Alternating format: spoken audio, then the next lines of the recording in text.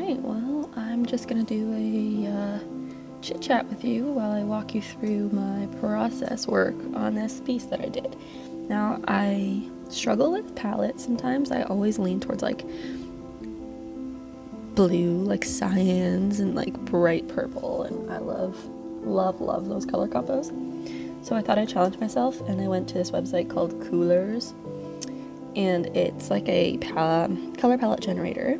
So you just click a button, and that was the first palette that popped up.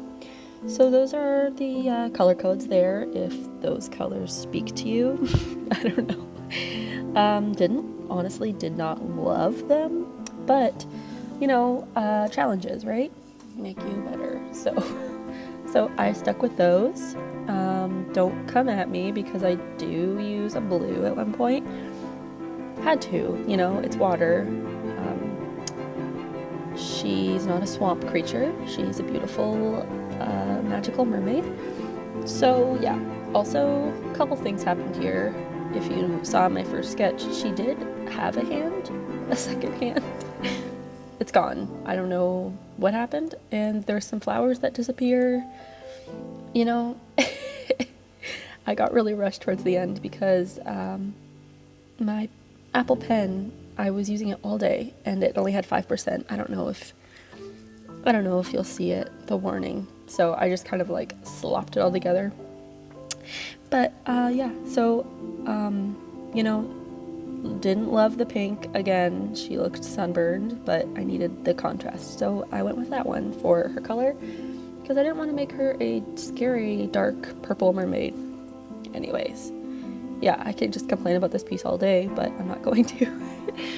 I thought I would give some like creative, I don't know, I want to say wisdom, but you know, I'm still learning.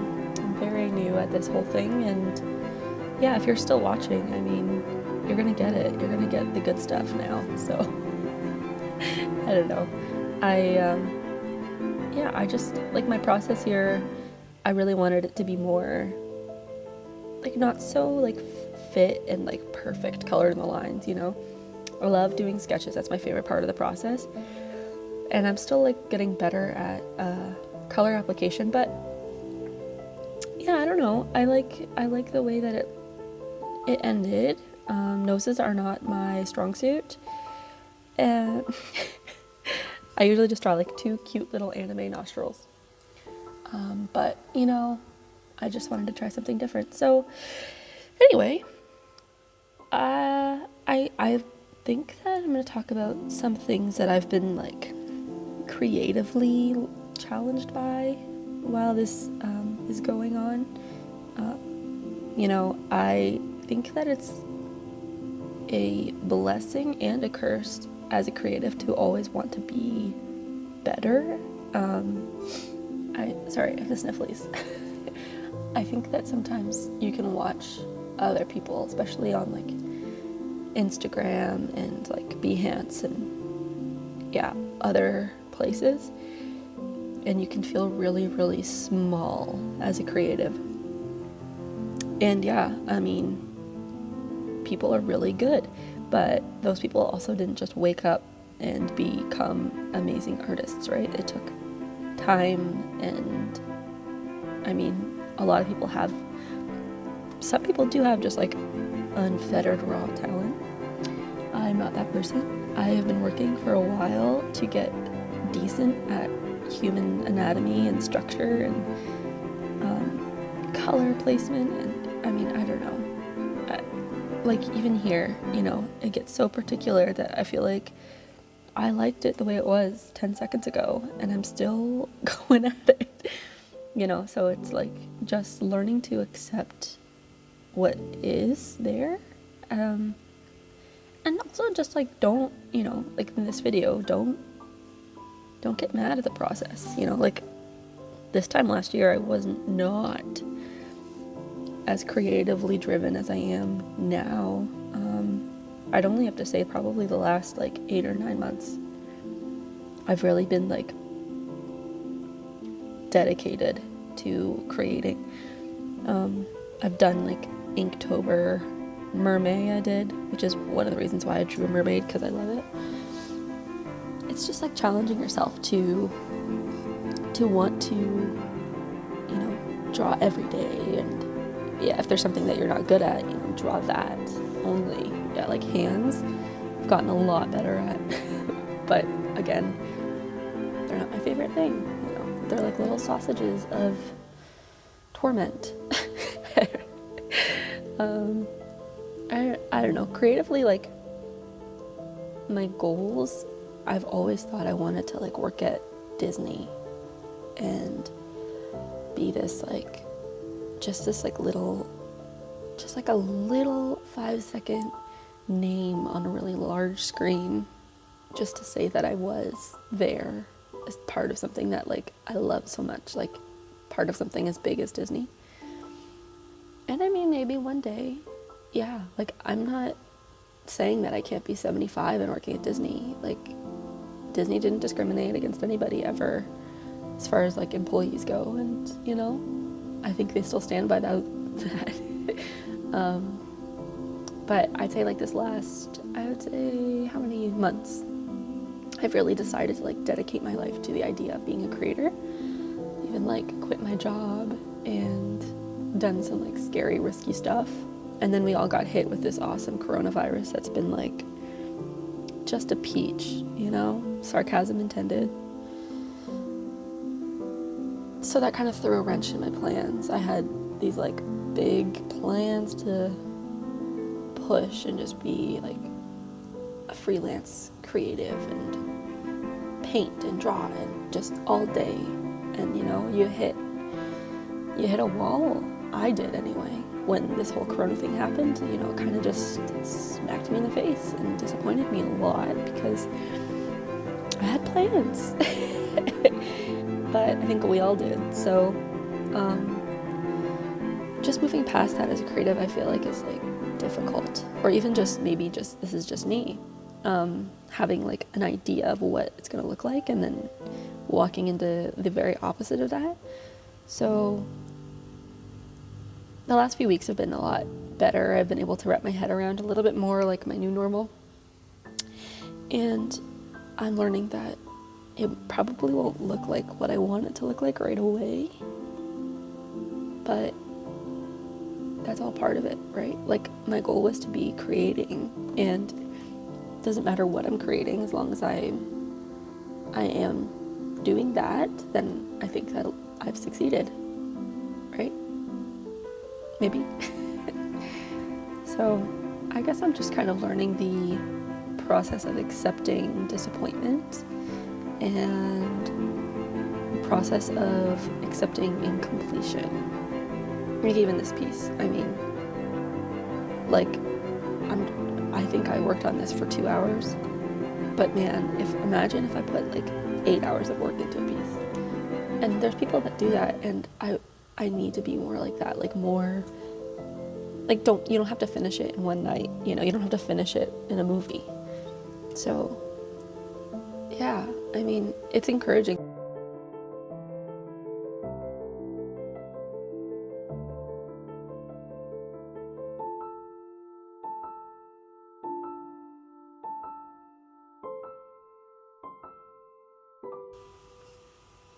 Yeah, my phone shut off, so it's encouraging though, because I have to see that there is like a evolution happening in my style.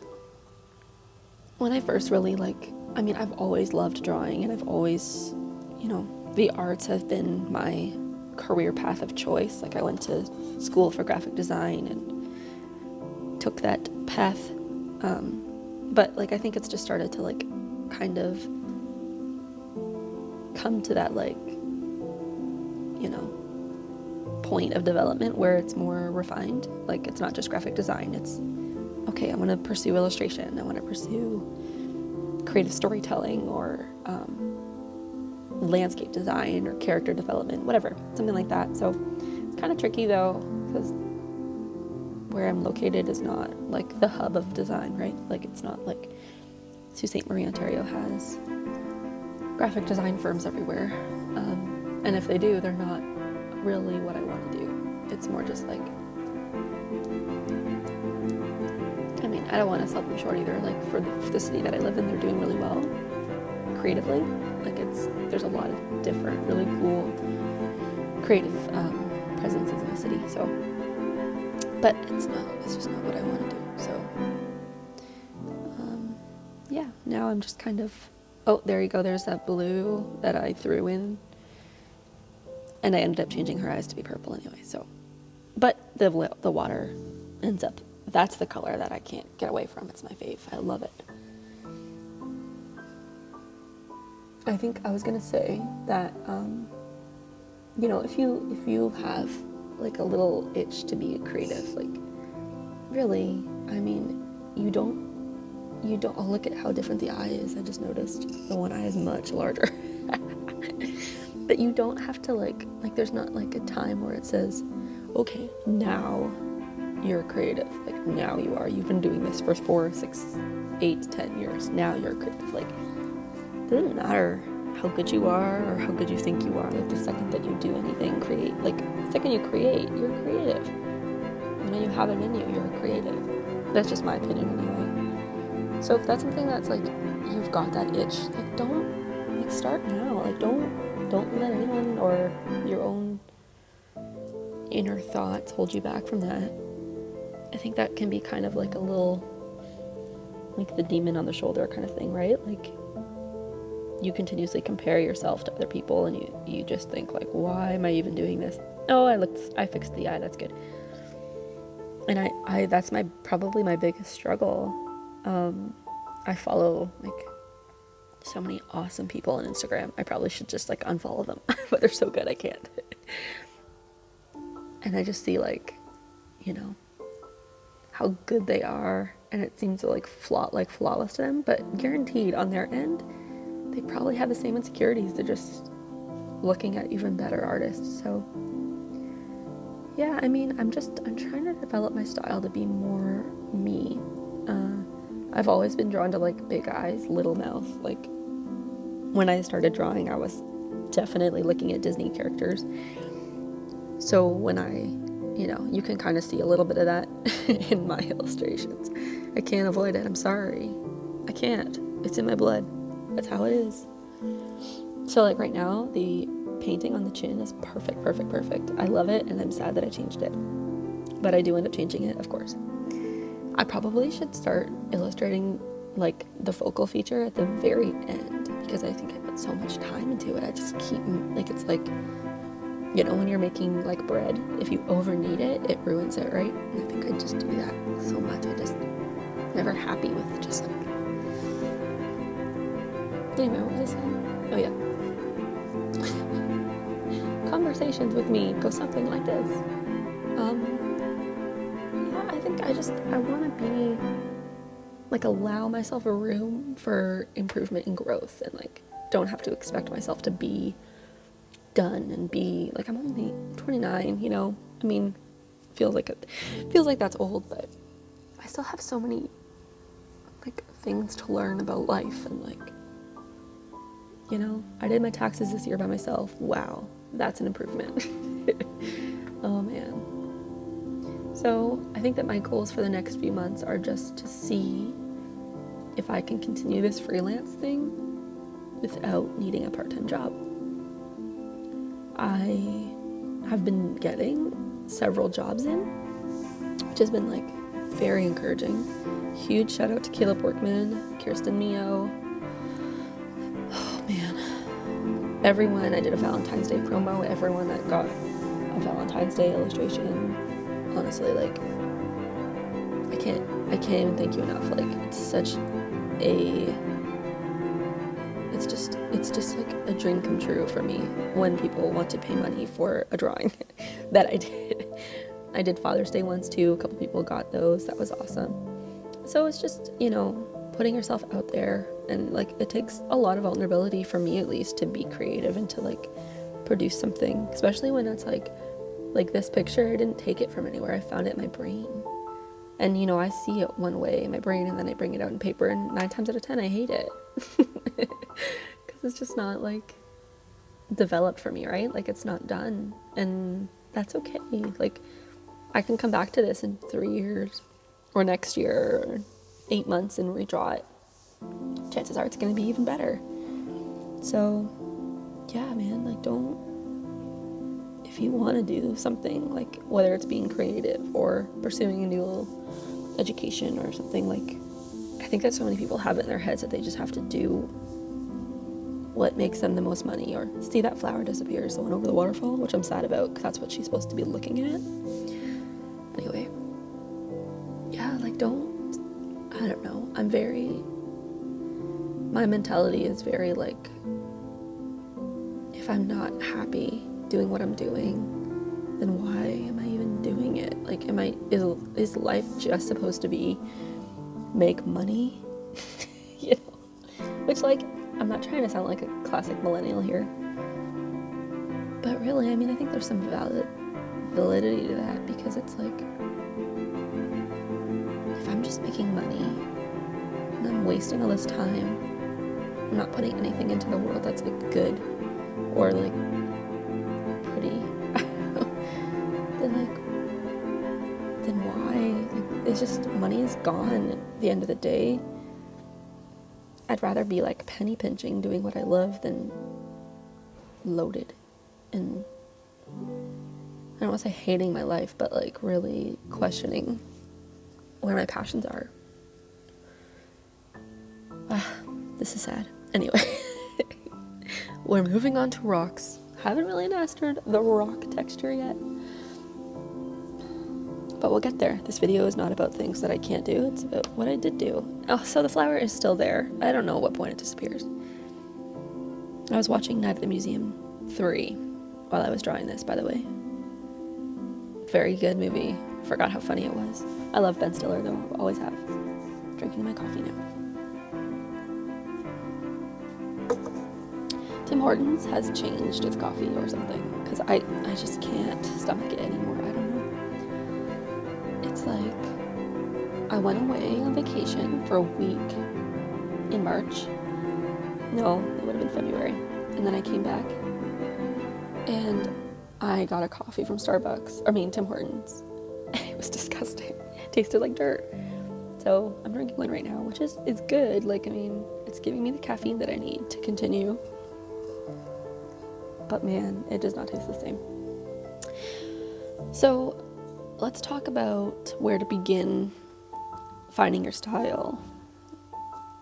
Again, I have a lot of influencers in my style. Like, I've taken a lot, like, as far as body style, even like I'm more prone to drawing like curvy girls just because I think they're pretty, because me, curvy. So I follow this girl. I've been following her for a while. Her name's Drawing with Waffles, with WIFF. She's on YouTube, and you can tell like there's a little bit of spattering of her style in my work. I'm probably a little bit more dark than she's so good with color placement and like highlights and stuff. So I think I'm a little bit more dark. But she's so good at breaking down, like drawing the human face and stuff like that. Like, I used to not be very good at jawbones and like cheeks and stuff like that. So she really helped me kind of, and that's okay. Like, if you need to pick apart someone's style to find your own, like, I mean, like, my style is constantly changing, and I think it's because of different ways that I see people draw. Like, I mean, art is like 100% based on perspective, right? Like, I mean, I don't know what I'm trying to say here. Anyway, check her out. You'll really like her. And I've been watching this girl named Katie Carson. She's a soap maker, of all things. But she's mesmerizing to watch. I do not know why. I was telling my mom, because she said something on one of her videos, like, if you don't make soap, why are you watching? Like, what? Why? And I don't know, I'm just mesmerized by her.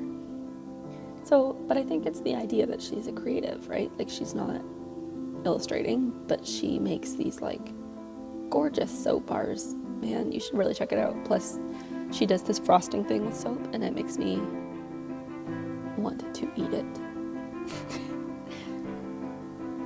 what else do I want to talk about? Thinking about starting a Christian movie review thing on my YouTube channel. I want to keep it still like consistent with the whole illustration vibe, so I thought about doing an illustration while I discuss a movie. My parents and I, like, we love watching movies, but we like our family stands on like Christian values, and you know, there's a lot of stuff we don't really care to watch. So I think it's tricky trying to like filter through movies, and yeah, I mean, Christian or not, like, some people don't like to watch, you know, pornographic material in movies and stuff. So I just thought it'd be kind of interesting to see if anyone's keen on watching something like that. So, plus I just love movies. I really do. I always have. Big fan. And I just saw a movie recently that I really want to talk about because it has it's an R-rated movie, but it's so interesting how anyway, okay, I'm not gonna go there because I think I should just do this.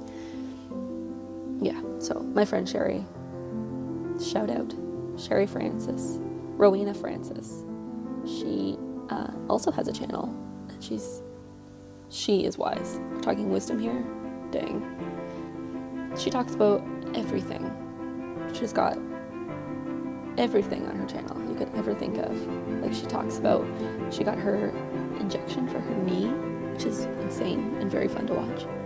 That's on there. And then she talks about like, godly living is on there.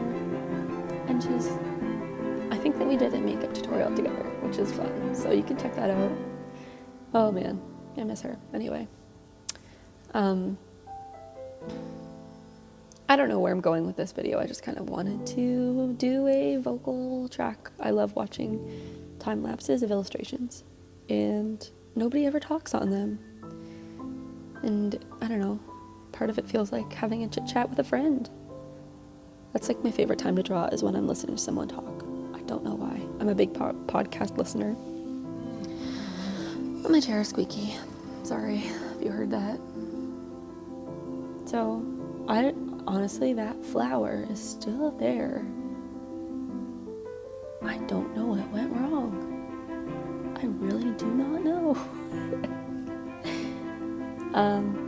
Things I've been watching lately.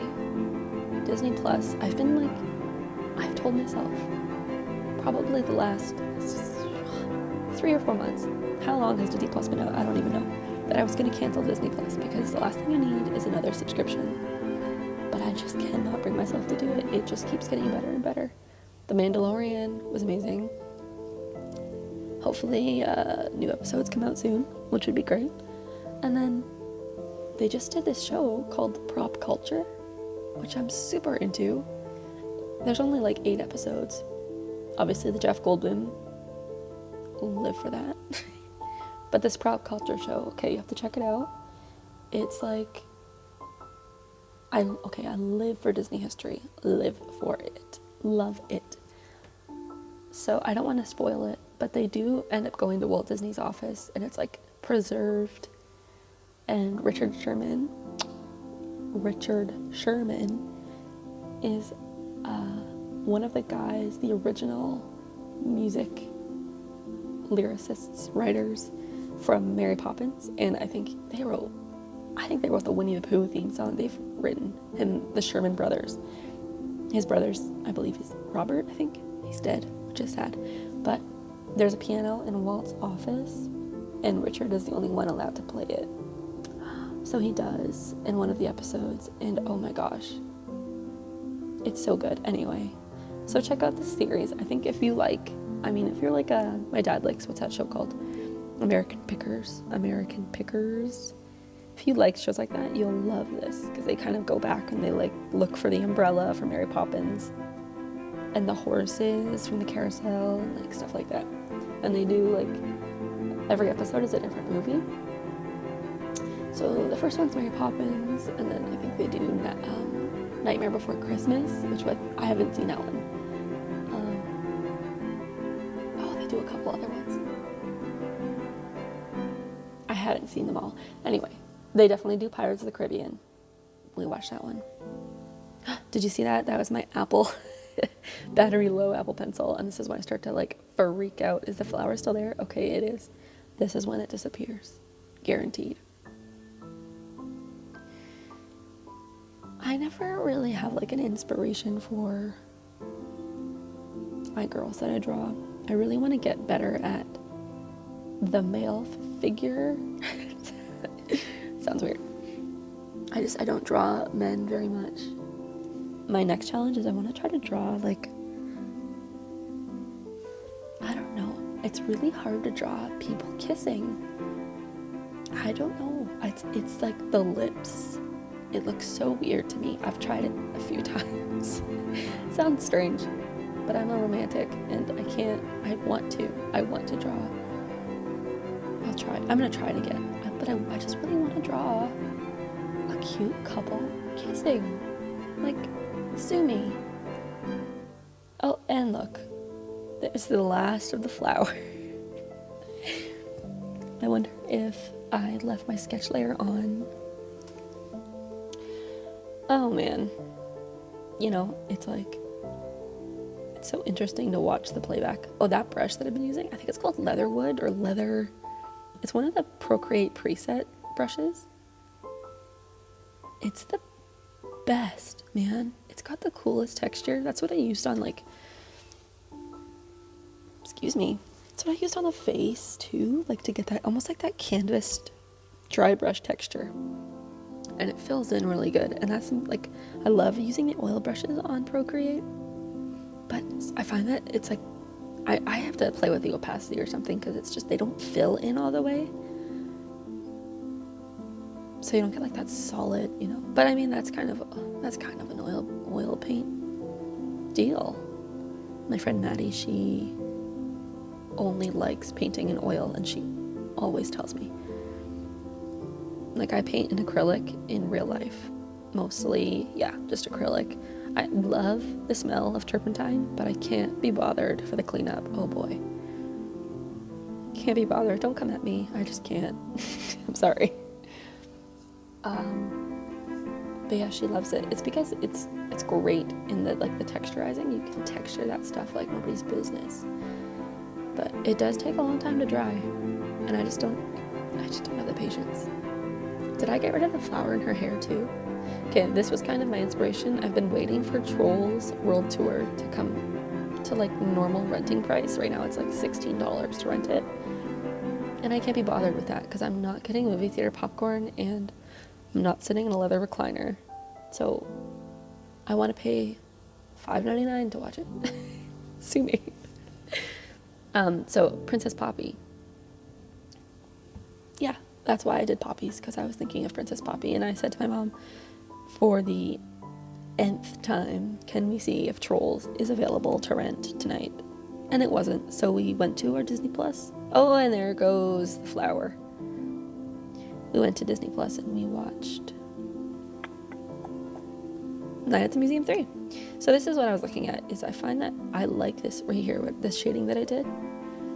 But I just used my normal illustrations. You can go back on my Instagram, @life_ and look, and I love like the studio pen and a technical pen. Oh man, it's a problem, but I like that look. It's almost like a coloring book, you know. I just love it. So this is more of a challenge for me to paint like this style because it just doesn't look done to me. I don't know. Okay. These are brushes that I imported. I don't remember where I got them, on like a free brush site. I don't have my brushes sorted. It's just life. I'm sorry. But it's like a speckle brush. Like, it's almost like an airbrush tool, but it's more scattered. And you can see it's amazing for like scattered light. Is it sad that I'm excited about stuff like this? I don't know. And this is not normally how I do hair, so again. I don't know, I guess I always assume everyone's critical of my stuff because I'm critical of it, but you're probably just like appreciating it for what it is, and for that I appreciate you. So here, I love doing this. Just put like a light opacity on like a darker layer, and then it gives it like that, almost like that mysticky kind of look. I had a friend tell me that all my illustrations are really dark. You know what? Maybe they are. And this is supposed to be like ooh, I see a mermaid and I'm gonna not scare her. And then I just play on the Gaussian blur a little bit, stretch it out a little bit, twist it up a little bit. Again, not perfect, but okay. When I was in illustration class, my teacher told me the goal of the face is to make the eyes come alive. And the way to do that is light reflection. And he is right. Man, okay, this is where I get too involved. So I'm trying to do like, with my normal illustrations, I do like more cartoony based. So this is what I'm trying to do, is add those highlights, but I can't do that here because that's not the same idea. And there I go and ruin the chin. I wanted to do like a blue glow in the eyes, and I think you can see at one point I tried to do like an overlay with the blue. Didn't happen. My pen was about to die. These lashes, yeah. So I think that did a decent job at awakening the eyes. What does Andy say in Parks and Rec? The eyes are the home of the face. The eyes are the nipples of the face. I don't remember. He said something funny. I just finished Parks and Rec again for like the 4th time.